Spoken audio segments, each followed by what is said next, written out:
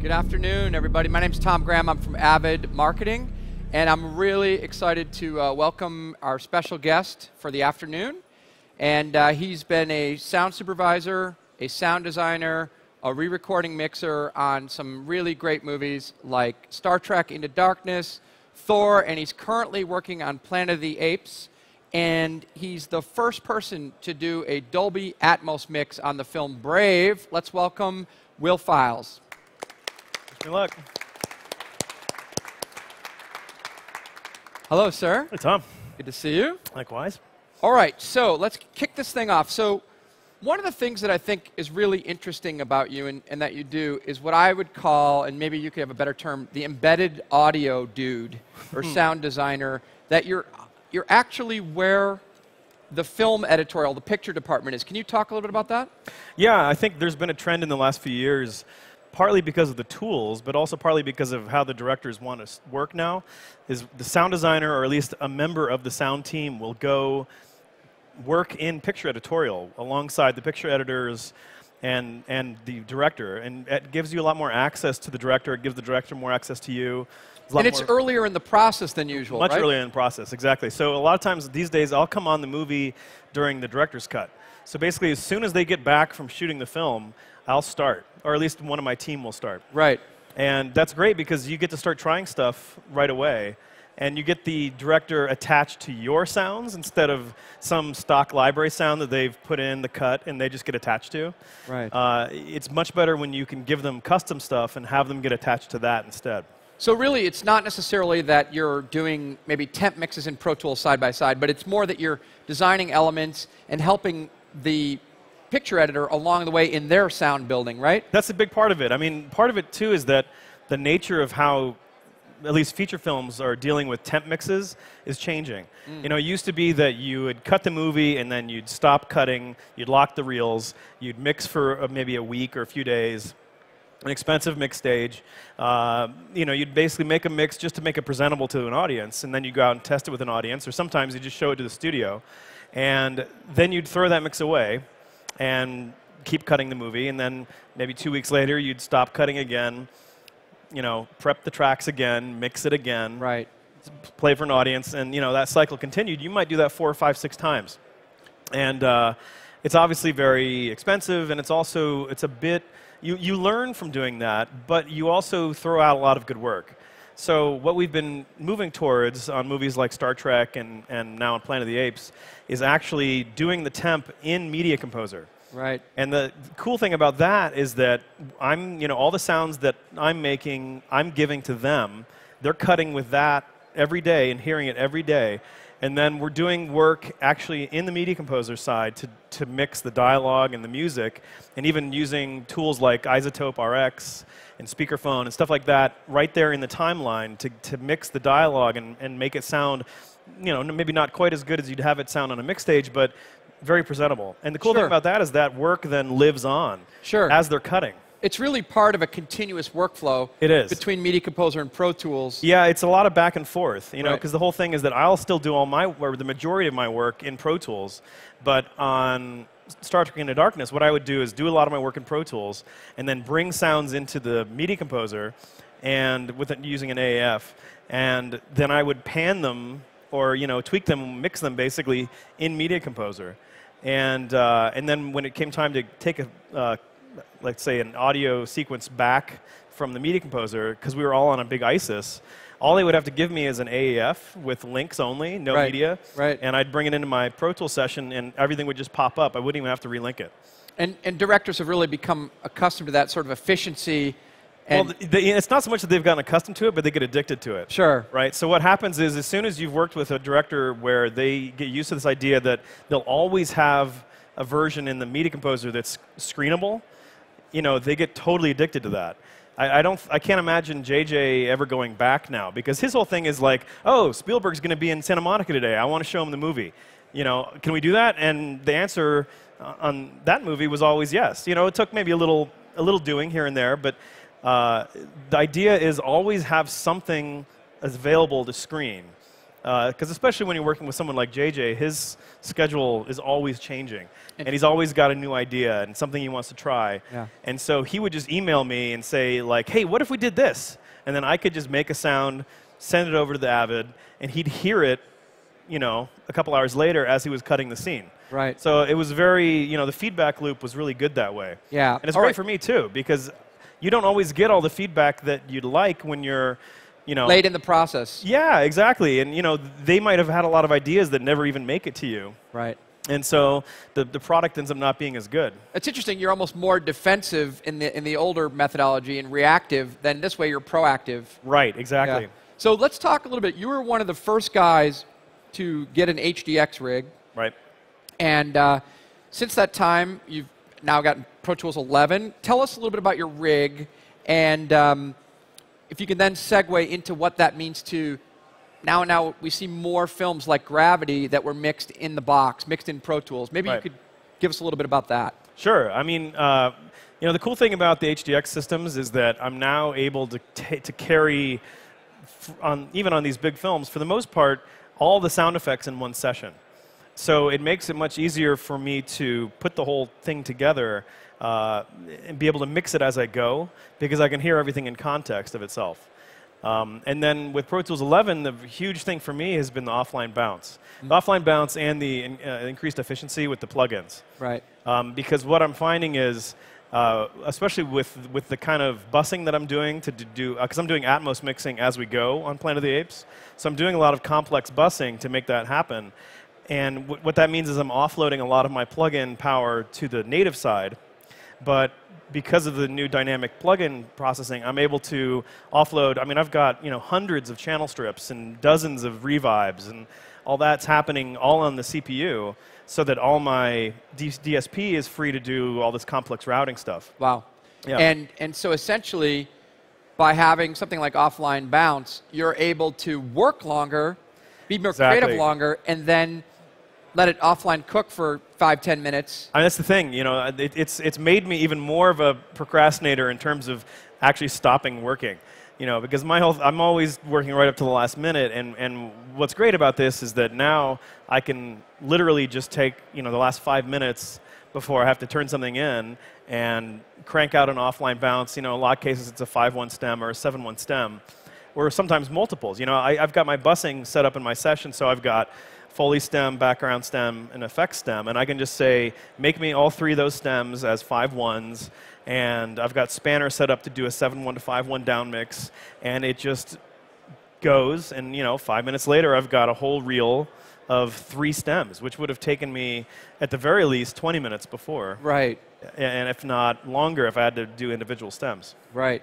And so you've mixed in both, say, the traditional format, like with the System 5. You've mixed in the box with things like Icon, and you've checked out S6 a little bit. Where do you see the future of mixing headed? Well, it seems pretty clear to me that as much fun as large format consoles can be, that the mix-in-the-box paradigm is really taking over. And now with HDX and the improved headroom. That's the whole thing. You know, there used to be this argument, you know, before you had the 32-bit floating point engine, you couldn't, it was a little bit apples and oranges in terms of comparing it to the $1 million consoles. But with the HDX and the native cards now, you're really hard-pressed to hear any fidelity difference. You know, and you can mix hundreds of tracks together, and you're not going to worry about headroom so much until the very end.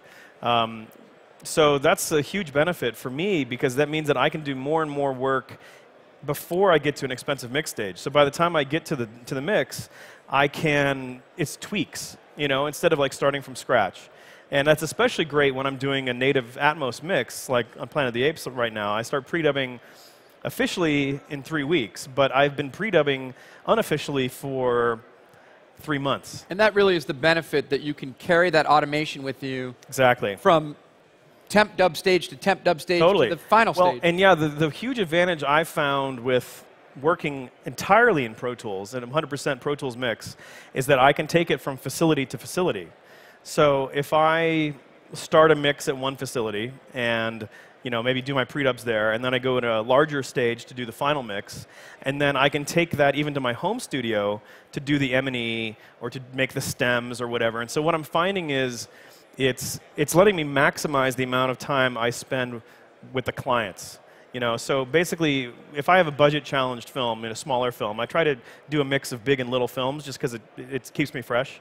And a lot of times the little films tend to be more creatively challenging and interesting. Right. But they're always budgetarily challenged. So it's like, how do you maximize the amount of time you spend on the stage?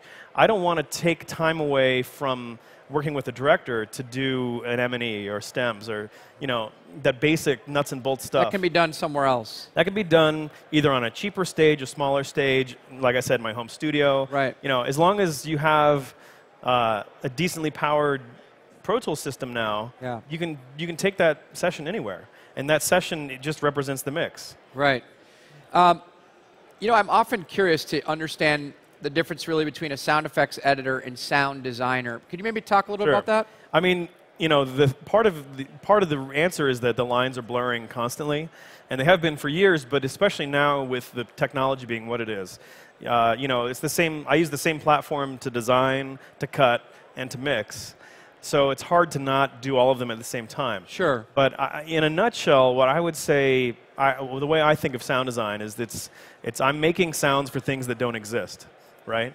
So I'm making sounds for aliens and monsters and spaceships, stuff you can't just go out and record. Right. Right? And then I'll usually make a palette of sounds, and I'll give that to my editors and let them reinterpret that to some degree. I'll say I use this for this and this for this and this for this, but a lot of times they'll come back to me and say, actually I found that sound worked great for this. And I go, oh, that's cool. I would have never thought of that. Right. So it's like, I think there's a lot to be said for abstracting that process a little bit and letting other people bring their own talent and creativity to it. Yeah, it's a great example it's also of a good collaboration, right? Totally, and it's a great way for me to step away from the material, especially if I'm going to design and mix, because I make a bunch of sounds and collect a bunch of sounds, give them to my team, they assemble it, we do notes and I review it, but then at the end of it, I'm mixing their tracks, even if it's my sounds, and so I don't feel as precious about the tracks. I can be like, oh, let's just get rid of that,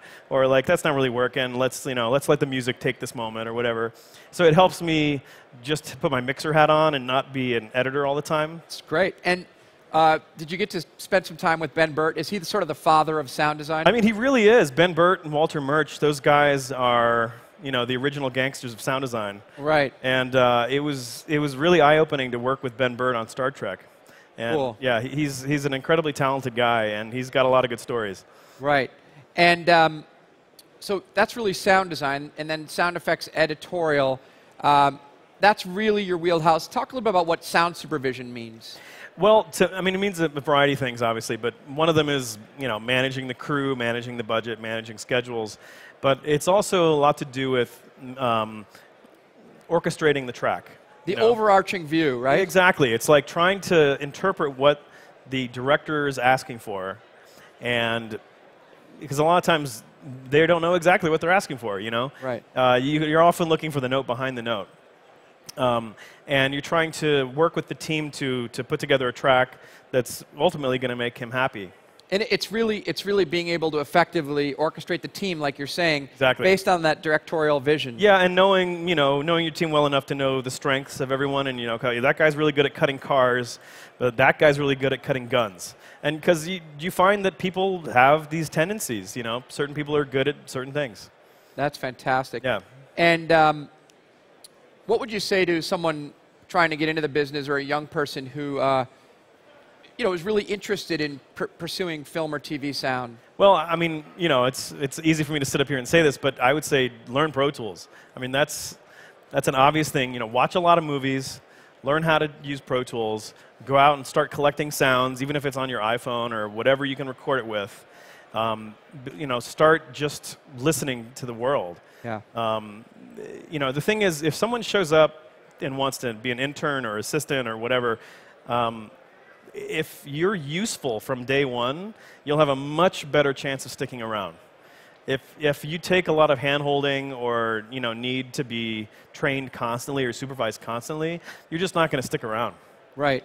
And so having that knowledge about Pro Tools and the basic functionality Yeah. right off the bat Yeah. means you're useful to go ahead and organize all these files, rename all these files. Especially, the thing is, if the tables have turned a bit in the last 20 years, where it used to be that the masters knew more about the gear than the assistants, and now the assistants know more about the gear than the masters, because they tend to be the ones that are hip to the new stuff and are dialed in with all how everything's changing, and the guys at the top are more focused on doing the job and working with the clients. Well, I think it's also cool that you're at this stage you're at in your career, you're still willing to go back and work on some lower budget films. I really love that. I mean, great way to learn, right? It's great, yeah, and it's a good way to also stay fast. It's like a lot of times in these indie movies, you might only have a week to mix the whole thing. Right. And so it's all about being able to work fast and make decisions fast. And I would say that I think 100% of the smaller movies I've done in the last few years have been 100% Pro Tools mixes. And we might do them on mix stages, but we're usually doing them on an Icon or on a System 5 hybrid or something like that. Cool. Looking forward to working on the System 6. My favorite new feature on the System 6 is the thing where, as a mixer, I can be sitting there and I can park my playhead at a certain point in time and move the clip with a knob. That's the kind of thing that you've wanted to do as a mixer for a long time. Interesting. Especially when you're the only guy. I mean, on a big movie, I've usually got a couple of guys supporting me. A lot of times in indie movies, it's just me. So it's either I, move from behind the console and wheel over to the mouse and keyboard and do whatever I want to do. If I just want to slip a line or something, I can do it right there. That's pretty cool. That's awesome. I wish we had another half hour to chat. It's been so great. Ladies and gentlemen, Will Files. Thanks.